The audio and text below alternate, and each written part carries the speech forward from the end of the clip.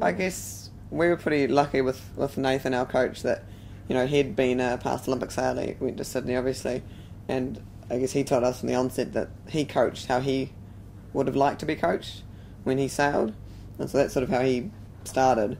And then I guess he was really open about asking us what we wanted, and I guess we worked out pretty early on what we wanted from a coach, and it was just having that, you know, that two-way communication about actually what we want on the water. And so we work with a sports psych a lot on that communication front, sort of, yeah, on how we communicate on the water and even off the water. And we sort of tried to drive that, and, you know, brought Nathan in, and yeah, had to do it all as a team.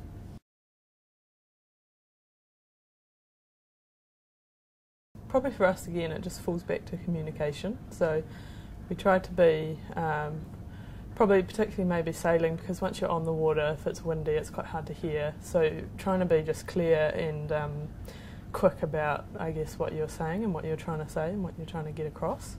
So for us, it was just, yeah, trying to be open communication probably as much as we could, eh? Yeah.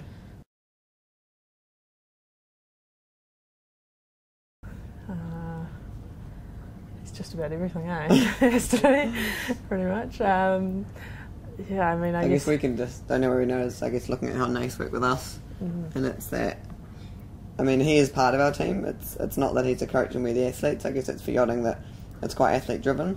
So we drive the program, but he helps us drive the program. Yeah, he just brings all his experience and all his knowledge. We use his, you know, his advice means a lot to us. So we respect him and his opinions on things. You know, we'll have arguments. Actually, me and him have quite a few arguments. Polly just sits there. So. But yeah, I guess it's just how you work together and getting that trust happening, because the most important thing is, at the end of the day, you trust what they say.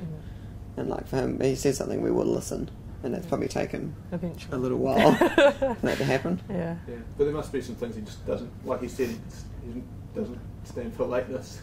Yeah. And he's very clear on a few things. No, we've worked out the few sort of pet peeves he has. You can't be late. Yeah, if you have any ropes hanging out of your boat, you know, boat's got to be really tidy. Yeah. He just picks you up on the little things. So you have to be. I mean, you have to be consistent. So he just keeps picking up on the little things and just keeps lifting you up as you go. So you always try to end up being like at a level where it's not sort of quite roller coastery in a way. Yeah. So just he's quite solid. Yeah, he's always been consistent on all the same things. It's not like one week he does one thing, another week he's obsessed about something else. It's the same sort of lessons the whole way through. Yeah. Maybe because we've spent so much time together. Like we didn't actually know Nathan before these first 4 years, except for the time that he snaked Joe's car park one time. Yeah, the first time I ever met Nathan was back in, like, I don't know, I must have been like 16 or something, and he stole my car park to take a pruner. I was being like, oh, I hate that guy. It's been better since then. Yeah, but I guess, we just know each other really well. We probably worked really hard on that relationship to make sure that we have that trust. And I guess we do have sort of, it's us as a team first, and Nathan's comes into that as well. So like we think we're a strong team by ourselves, and Nathan just adds to that. You know, it couldn't be. We have to be able to do it even if he's not there. Yeah. And so making sure that we've got all the skills we need, and he just adds to that basically. I guess he tries to mould us as well to what he thinks should work, but he's very open to how we think it should work as well. Yeah. And so that we end up at a place where you find the compromise, which is how it has to work. Being honest. I think that relationship has to be so honest. Like your coach is not going to be able to help you if you're not honest with them. And so for Nathan, like for us, it's even letting him know how we're feeling on the day. If we're having a crap day, it's much better to tell him early on so he can use that in the way he deals with us on the water, rather than at the end of the day go, oh yeah, it's having a crap day, and he's going, oh, that explains a lot. Yeah. So it's that. I think that openness and communication is sort of the biggest thing, because without that, you're both sort of blindfolded. You don't know what you're doing. Yeah, I don't know if that applies particularly for teams as well or not, but for us, that's what seems to work. Yeah. So I guess it's for the same for us too.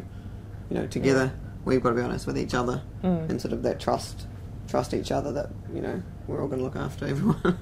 We're all out for everyone else, and so same with Nathan and with the coach. And as well, I guess if the coach, if Nathan tells us something, say you stuff that up completely or whatever, you've still got to take that on board, even though you might be a bit pissed off about it. We have good arguments. It's about taking it on board. Yeah. Try to take something out of it. You might not agree with everything. Yeah, the approach is that you're going to give his advice a go, and then if it works, it works. If it doesn't, it doesn't. Yeah. You can't be too defensive. Yeah.